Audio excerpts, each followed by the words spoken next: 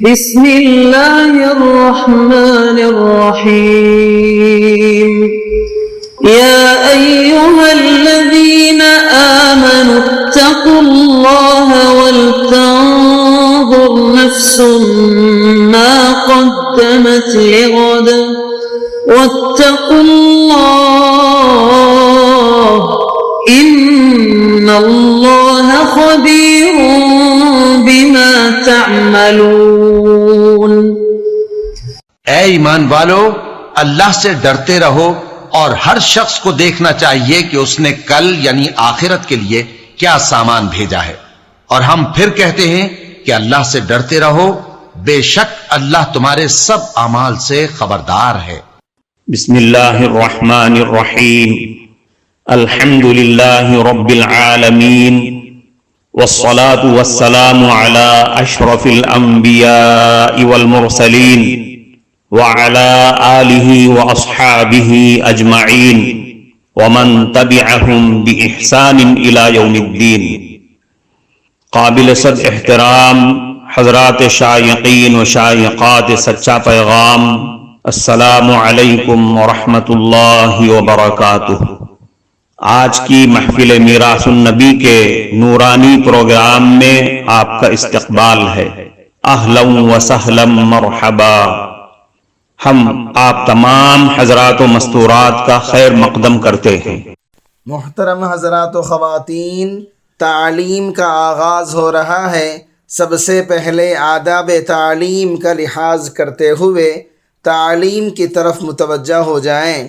پورے دھیان سے سننا، عمل کی نیت سے سننا اور تبلیغ کی نیت سے سننا، یعنی سنی ہوئی باتیں دوسروں تک پہنچانے کے جذبے سے سننا۔ چند خاص آداب تعلیم ہیں، امید ہے کہ آپ حضرات ان آداب کا ضرور خیال رکھیں گے۔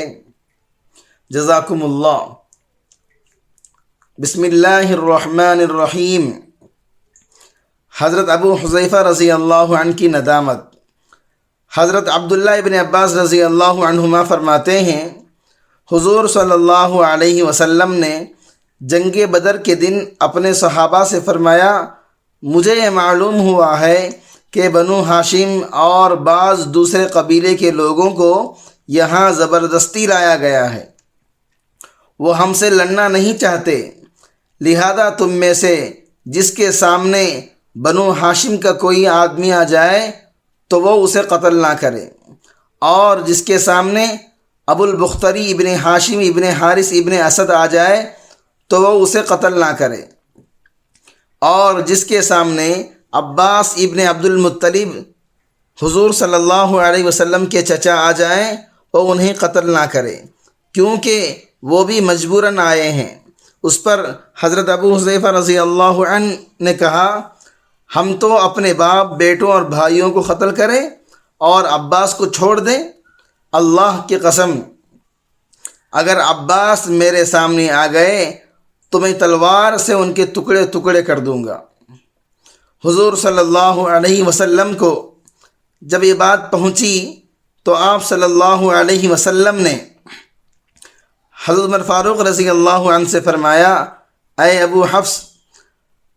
حضرت عمر فاروق رضی اللہ عنہ کہتے ہیں، اللہ کی قسم یہ پہلا دن تھا جس دن حضور صلی اللہ علیہ وسلم نے میری کنیت ابو حفص رکھی۔ کنیت سے پکارنے کے بعد آپ صلی اللہ علیہ وسلم نے فرمایا، رسول اللہ کے چچا کے چہرے پر تلوار کا وار کیا جائے گا؟ حضرت عمر فاروق رضی اللہ عنہ نے کہا، اے اللہ کے نبی، مجھے اجازت دے دیں، میں تلوار سے ابو حذیفہ کی گردن اڑا دوں گا۔ اللہ کی قسم وہ منافق ہو گیا ہے۔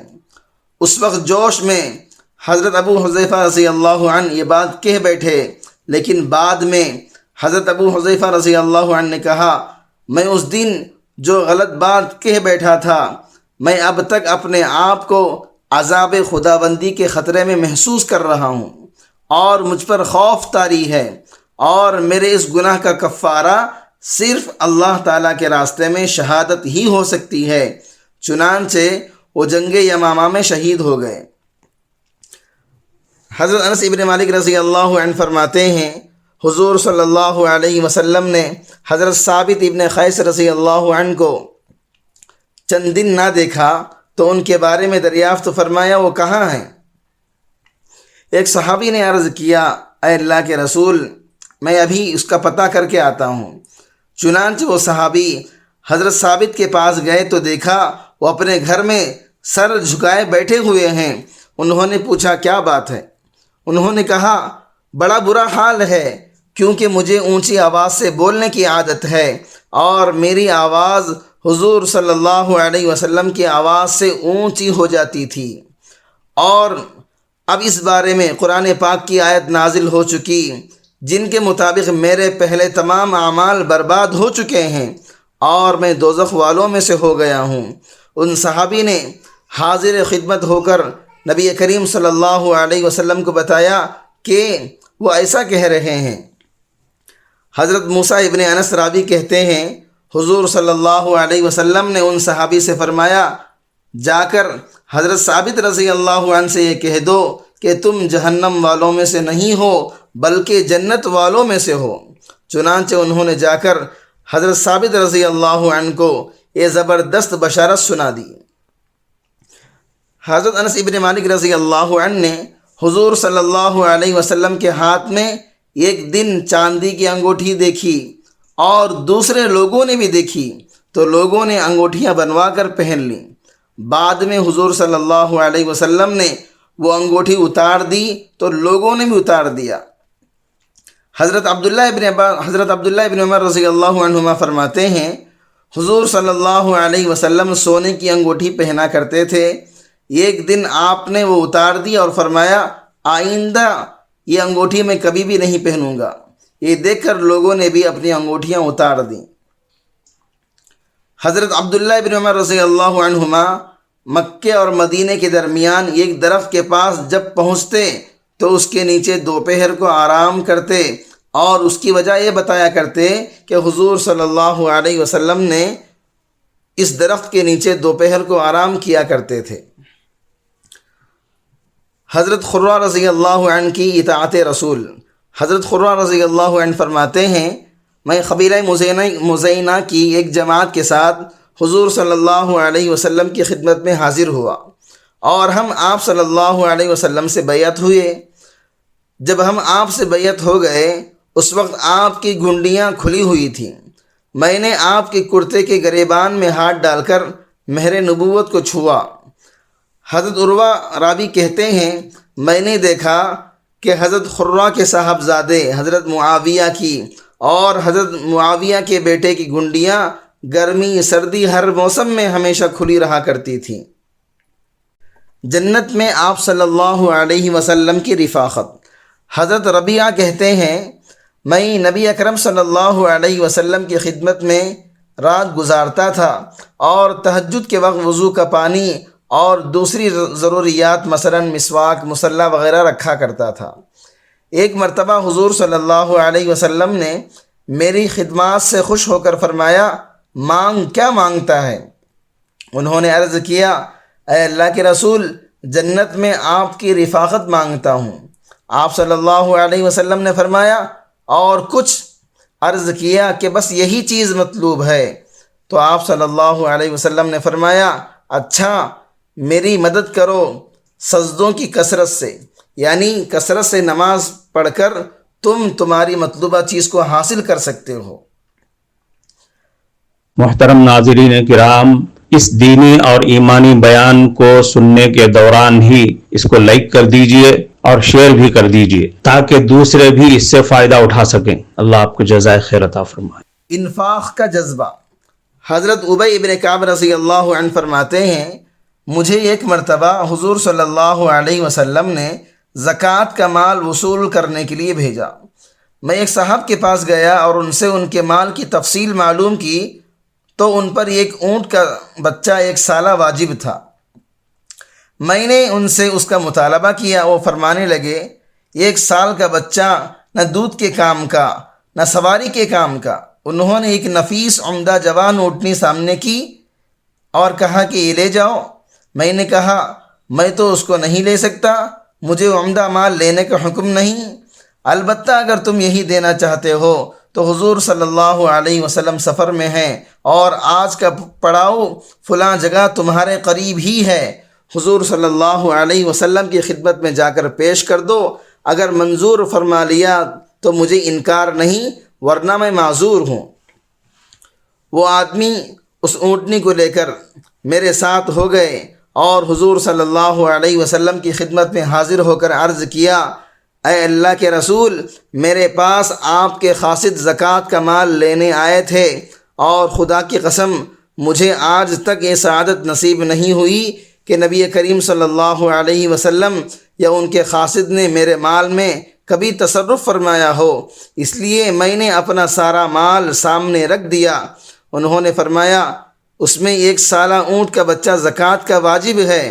حضور صلی اللہ علیہ وسلم 1 سال کے بچے سے نہ تو دودھ کا ہی نفع ہے اور نہ سواری کا، اس لیے میں نے ایک عمدہ جوان اونٹنی پیش کر دی ہے، جس کو انہوں نے قبول نہیں فرمایا، اس لیے میں خود لے کر حاضر ہوا ہوں۔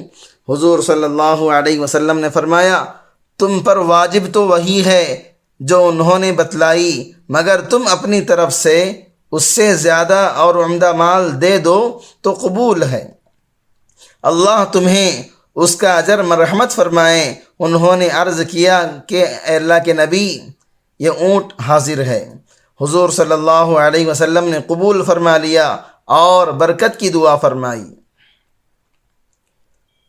حضور صلی اللہ علیہ وسلم کے چچا حضرت حمزہ رضی اللہ عنہ غزوہ احد میں شہید ہو گئے، اور بے درد کافروں نے آپ کے کان، ناک وغیرہ اعضاء کاٹ دیے اور سینہ چیر کر دل نکالا اور طرح طرح کے ظلم کیے۔ لڑائی کے اختتام پر حضور صلی اللہ علیہ وسلم اور دوسرے صحابہ شہیدوں کی نعشیں تلاش فرما کر ان کی تجہیز اور تکفین کا انتظام کر رہے تھے کہ حضرت حمزہ رضی اللہ عنہ کو اس حالت میں دیکھا، نہایت صدمہ ہوا اور ایک چادر سے ان کو ڈھانک دیا۔ اتنے میں حضرت حمزہ رضی اللہ عنہ کی حقیقی بہن حضرت صفیہ رضی اللہ عنہ تشریف لے آئیں کہ اپنے بھائی کی حالت دیکھیں۔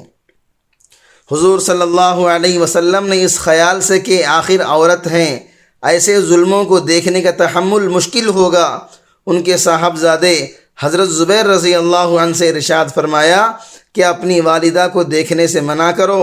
انہوں نے والدہ سے عرض کیا کہ حضور صلی اللہ علیہ وسلم نے دیکھنے سے منع فرما دیا۔